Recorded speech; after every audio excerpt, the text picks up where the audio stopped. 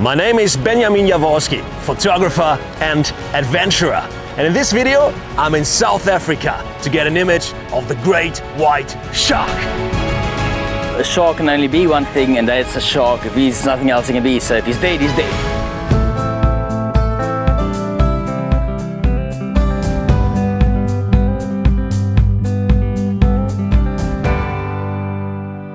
My journey starts at Munich Airport.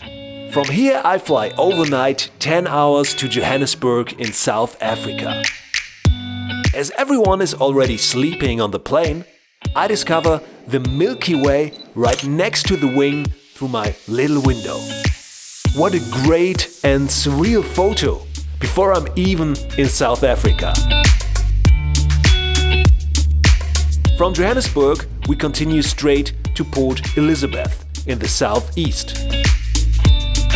It is the end of May and we hope for some sunshine and mild temperatures, because this time we are on a safari, but not with a jeep. When I say think of 5 animals you can find in South Africa, most of the people would think of the typical big 5. Elephant, maybe a lion. But did you know that there are also the ocean big 5? And one of them I want to find here, the great white shark. The next few days I'm with the German underwater expert Rainer Schimpf, who has been offering sea tours here in South Africa for almost 20 years. Our goal, the annual Sardine Run. The speciality about the Sardine Run is that it is the biggest migration of the southern hemisphere of marine animals. Birds, sharks, whales, dolphins, they all migrate along the coast to follow the fish and to feed on it. And we try to get out there with the boats to observe it and, if possible, to get in the water. I don't expect something particular. I don't have some image in my head, but I wish for some nice, of course, bait ball. That would be amazing. Just a ball of fish and the other fish coming together, maybe dolphins or sharks, and feed on that ball. And also the birds, I think, are quite interesting. So maybe a bird diving in the water, try to catch the fish, and I'm under the water surface with my housing, with my camera, photograph that. That would be amazing, but who knows if that will happen. It is winter in South Africa and the weather does not seem to be on my side. A storm is coming and rain does not stop for the next 24 hours.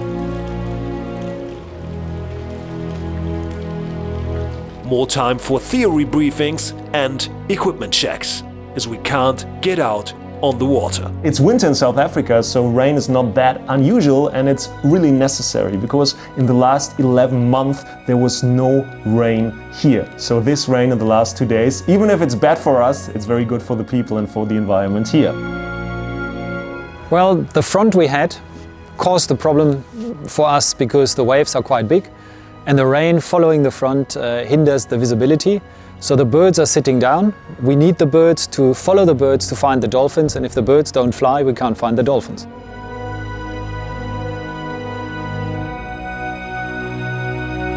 The next morning, the wind calms down and we try to go out on the water for the first time.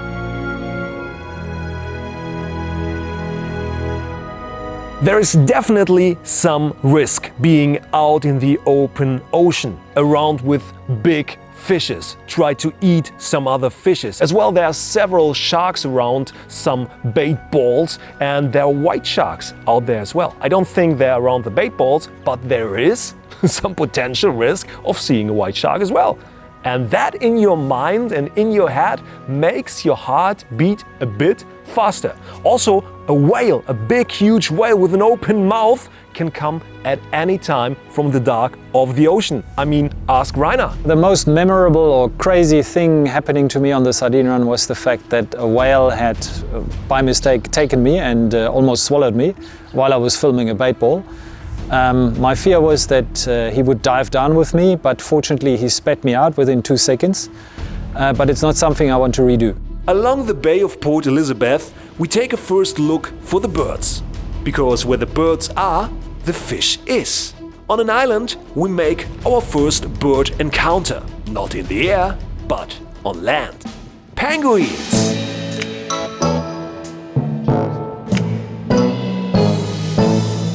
journey continues over the bumpy ocean. We did not see anything except of big waves hitting the boat and hitting my face. But it gave me a good taste of the upcoming days and what might happen out there. A glimpse of light at the horizon.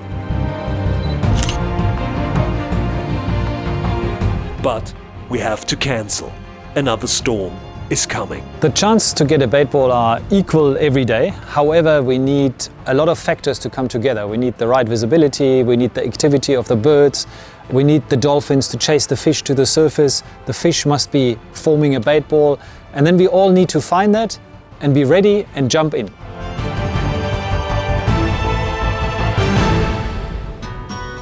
The next morning looks promising. The water is calm in the bay, and after an hour out on the water, we discover one of the ocean big five. There was some Brüdes whale, never heard of that before.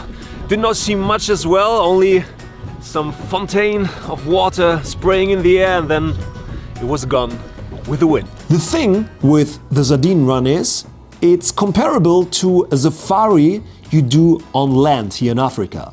You know that there are lions around, that there are elephants around and leopards around, but you need to find them. And it's nature, it's unpredictable.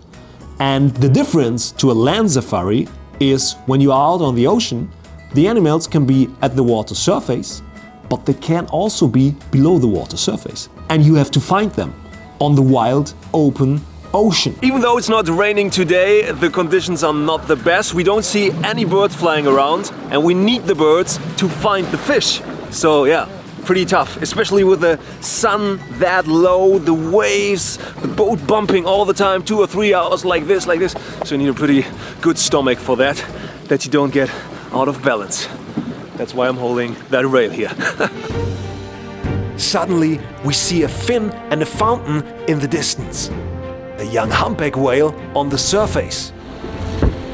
There's a humpback whale circling around the boat and playing a bit with the water surface and its tail. Bam! Bam! Pretty amazing to watch.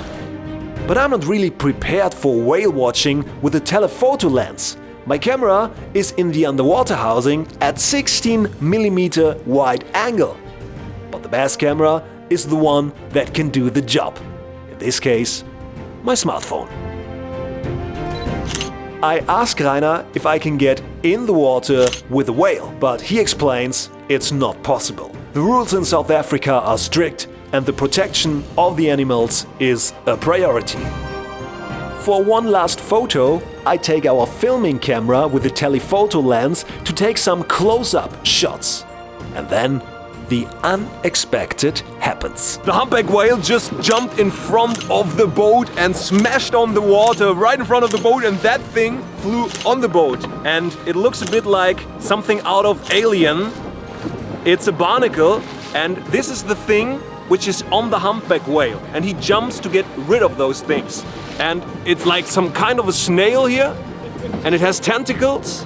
You see it here coming. It looks like it wants to eat you. This is very solid, like a mussel, but this is very soft and living. So it's moving right now. And yeah, if the humpback whale would hit us on the boat, that would be our last video. Beside the whale, we find a few birds, but not enough to go into the water. We only have one more chance left. Tomorrow is our last day at Port Elizabeth.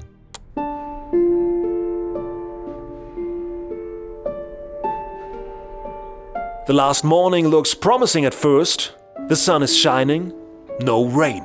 But the wind is strong outside the harbor and the waves push against the coastline. The last day on the boat, weather is pretty bad today. It's sunny, but the waves are high, wind is strong. I'm wetter already only from the boat ride than the last 2 days together.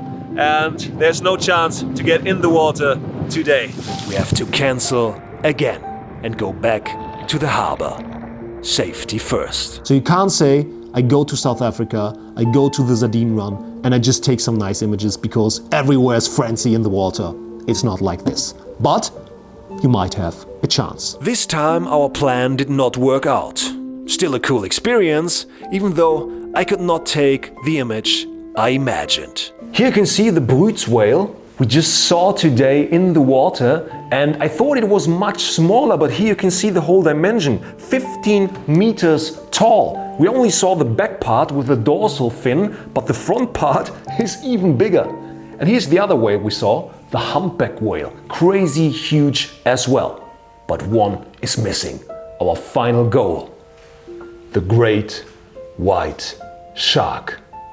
I leave Port Elizabeth to drive to Gans Bay, 800 kilometers away. The town is known for white shark sightings, so I should have a good chance to get face to face with that apex predator.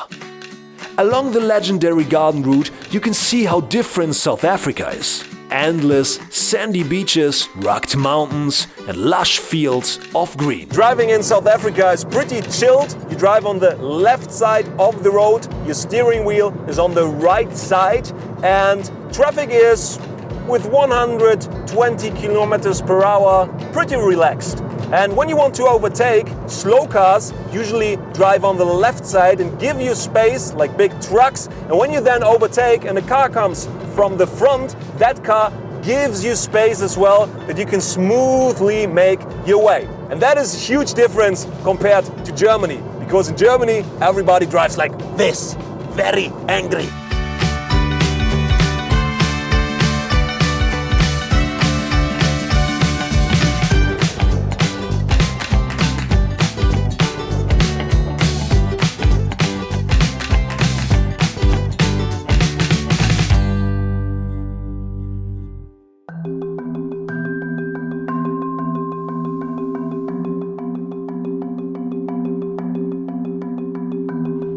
The next morning, I'm in Gans Bay Harbor to meet with shark expert Heinrich. He works on one of the boats that offer daily shark tours with a cage. Yeah, I'm Heinrich, I'm from Gans Bay. I've been a tour guide on the shark boats for the past 9, should be 10 years now. And yeah, basically I just answer all the questions that people have about these beautiful animals. Since I'm a child, I'm amazed by sharks. When I was maybe 8 or 9 years old, I went to the library and rented all the books available at that time. I went through them and I knew every shark by name. And I knew someday I will get very close to them.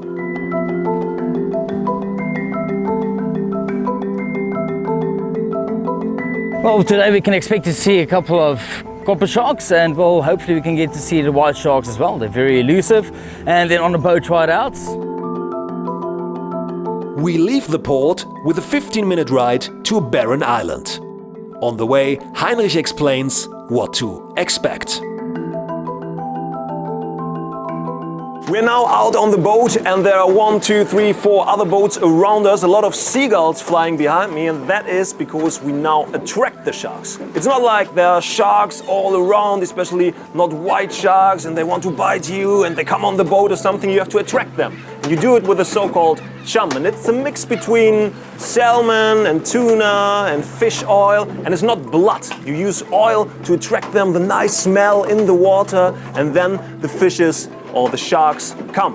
When you have luck, you have to wait. It's just like going fishing. And then here behind me is the, you can say torero, like in Spain, with the big bulls, but with the sharks. And he has some tuna head in front on a long rope, and he then tries to get the shark close to the cage. And when there is a shark, I go in the water, in the cage, and try to photograph the shark from under the water surface. For filming, we also attach an action cam to a stick to film underwater shots from the boat.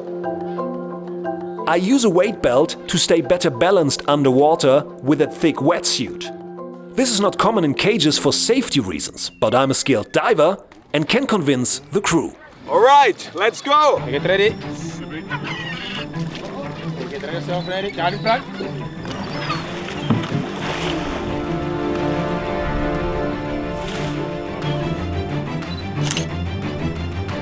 Copper shark special is, well, just not that they're beautiful animals, but what makes them different from great whites to distinguish.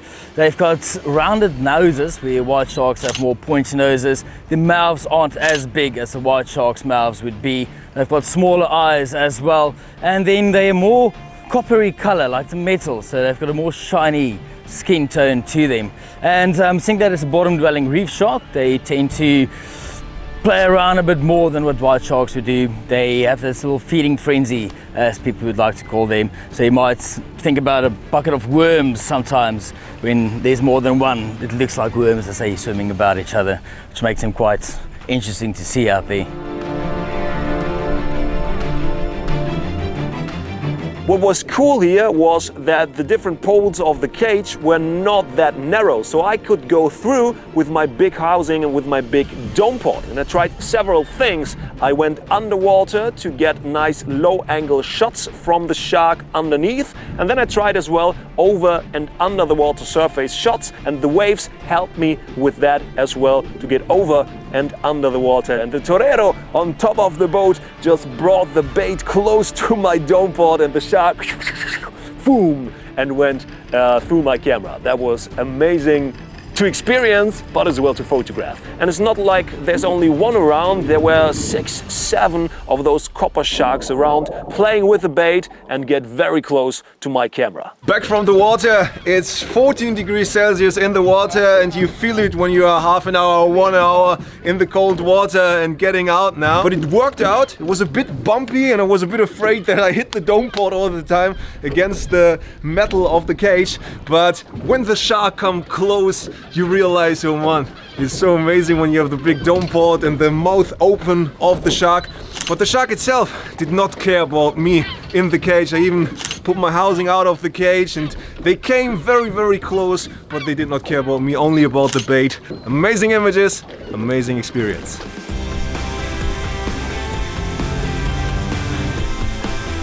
The first great shark images were taken, even though there was no great white.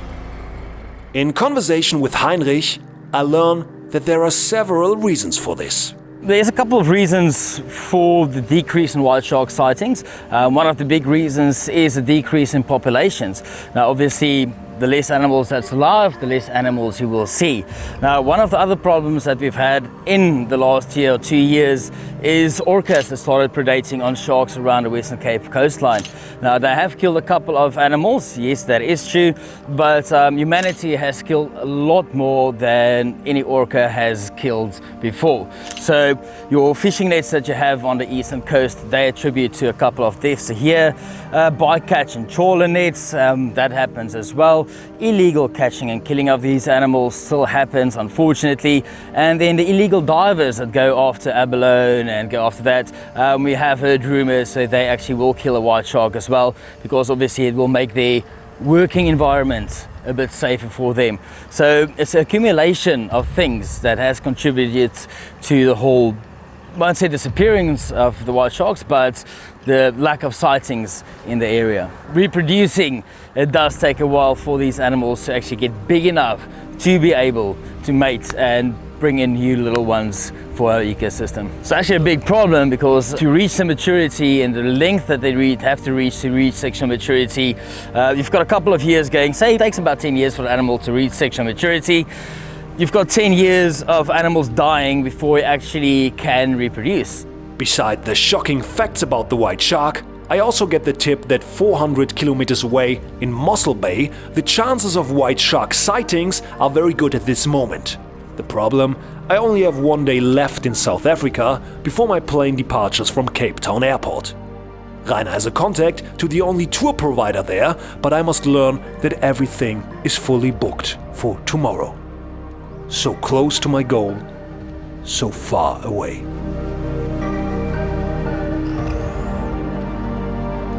But then in the evening, I receive a call. There is one space available. Someone has cancelled. My chance. Yes! I leave after some short nap at 4 o'clock in the morning to be in Mossel Bay on time at 8:30.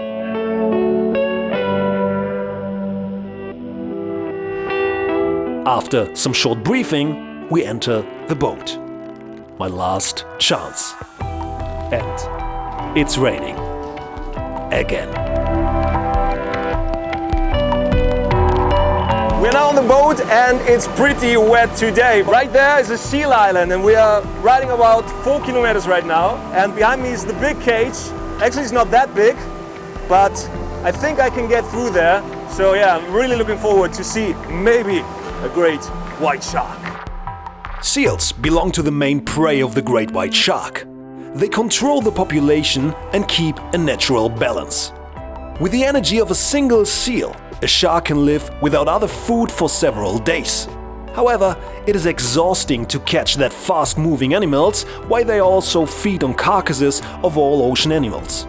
The role that the white sharks play in our ecosystem, well, basically they scavenge on dead whales, so we can think about them as the cleaners of the ocean, as well as other shark species also play the same role.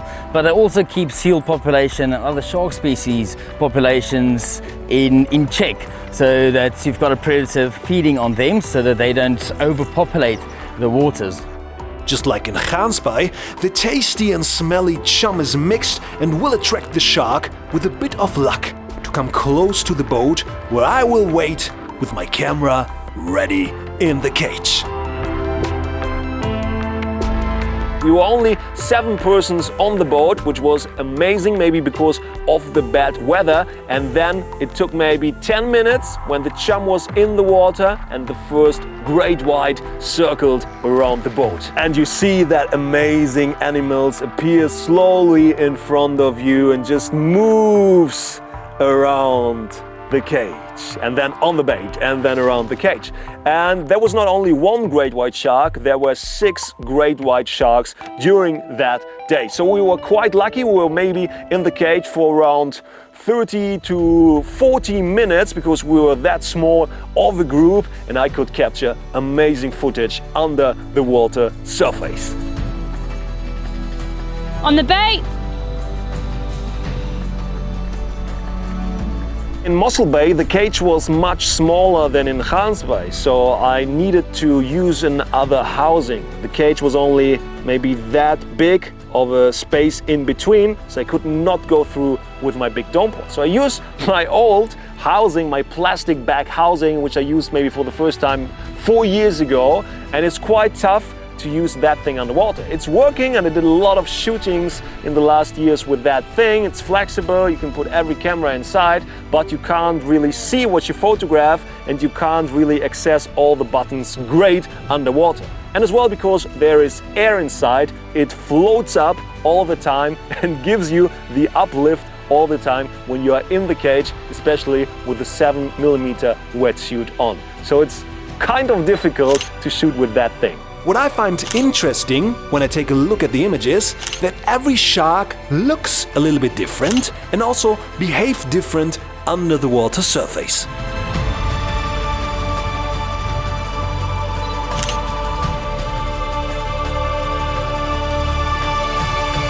Photographing that great white shark was just like photographing a grizzly, just like photographing a polar bear, just like photographing a leopard, which I did in the last couple of years. They are big animals, they are predators, they can kill humans, but they don't care at all when you are there. They just want to do their thing. Humans are not on the meal plan of those animals. And there can accidents happen, but when you just meet that normal animal, they just don't give a shit about humans. And that's what I realized, and I realized as well that they are totally different than you see them in movies or in documentaries. They are important for the ecosystem, they need to keep everything in balance, they are endangered, and the biggest problem of the sharks are the humans and not the other way around. Stop sharing the shark attack here news, rather share something where the animals are promoted and we can see the calm and relaxed part of these animals. We can see how much they really mean in the ecosystem itself. I mean, as an industry, if there's no white sharks, the shark cage diving industries will go gone. We won't have that anymore. That's fine. As a human being, you can go look for another job. A shark can only be one thing, and that's a shark. There's nothing else he can be. So if he's dead, he's dead. And if he's out of the ecosystem, you're not going to see them again.